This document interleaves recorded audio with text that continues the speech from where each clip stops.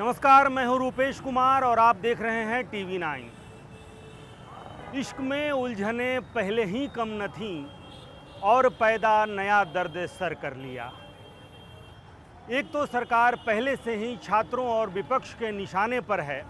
कई छात्र संगठन आंदोलन कर रहे हैं, धरना, प्रदर्शन, मार्च, घेराव कर रहे हैं। सरकार छात्रों से चौतरफा घिरी हुई है और ऊपर से सरकार ने स्टूडेंट क्रेडिट कार्ड योजना में कटौती कर दी है, यानी सरकार ने एक नया सरदर्द मोल ले लिया है।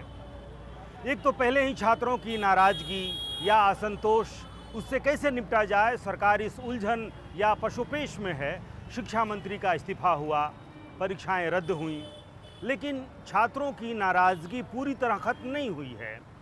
केंद्र सरकार ने अपने मंत्रियों को ये जिम्मेदारी दी है कि वो देश भर के शैक्षणिक संस्थानों में छात्रों से संवाद करें।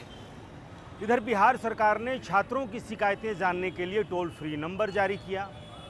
साथ ही ये भी योजना बनी है कि हर मंगलवार को सभी शिक्षण संस्थानों में शिक्षा शिविर लगाया जाएगा। छात्रों की शिकायतों का निपटारा 30 दिन के अंदर करना होगा, वरना अधिकारियों का निपटारा किया जाएगा। इसी बीच सरकार ने छात्रों को उच्च शिक्षा के लिए मिलने वाली आर्थिक सहायता को आधा कर दिया है। यानी पहले विद्यार्थियों को उच्च शिक्षा के लिए 4 लाख रुपये ब्याज मुक्त लोन मिलता था, जिसमें कटौती कर अब आधा यानी 2 लाख रुपया कर दिया गया है। शिक्षा विभाग की अधिसूचना के अनुसार यह नई व्यवस्था इसी शैक्षणिक सत्र से लागू हो जाएगी। विपक्ष पहले से ही ये आरोप लगा रहा है कि सरकार का खजाना खाली है, सरकार दिवालिया होने के कगार पर है। नेता प्रतिपक्ष तेजस्वी यादव ने पिछले दिनों कहा था कि उन्हें भी 6 महीने बगैर वेतन के रहना पड़ा था। हाल के दिनों में सरकार ने कई तरह के स्टेट टैक्स में भारी बढ़ोतरी की है, जिससे इन आरोपों को बल मिला कि सरकार की माली हालत खस्ता है या ठीक नहीं है। और अब सरकार ने छात्र आंदोलनों के बीच ही स्टूडेंट क्रेडिट कार्ड योजना में कटौती कर दी है। हालांकि सरकार का तर्क ये है कि बिहार सरकार ने स्टूडेंट क्रेडिट कार्ड योजना में जो संशोधन किया है वो छात्रों के हित में योजना की दीर्घकालिक स्थिरता और पारदर्शिता को ध्यान में रखकर लिए गए हैं। सम्राट सरकार युवाओं की उच्च शिक्षा को प्राथमिकता देती है, सरकार का कहना है। अब 2 लाख रुपये तक का ऋण राज्य शिक्षा वित्त निगम के माध्यम से दिया जाएगा। आवेदन मिलने के 15 कार्य दिवसों के अंदर ही निपटारा करने की समय सीमा तय कर दी गई है। यह छात्रों के लिए एक बड़ी राहत है और जो स्थिरता है वो खत्म होगी और प्रक्रिया तेज होगी। अब 2 लाख रुपये तक का ऋण राज्य शिक्षा वित्त निगम के माध्यम से दिया जाएगा।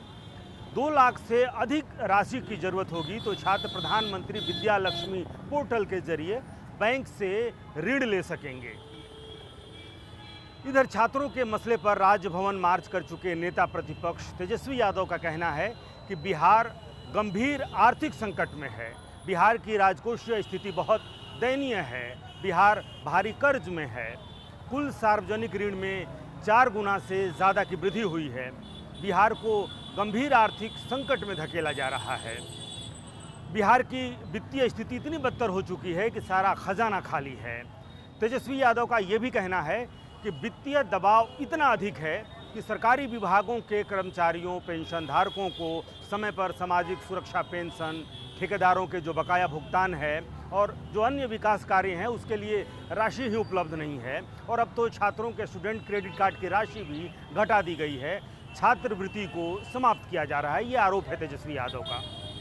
और तेजस्वी यादव ने सरकार से ये भी सवाल किया है कि एनडीए सरकार में पिछले 2 वर्षों में रिकॉर्ड कर्ज लिया है, फिर भी खजाना खाली क्यों है?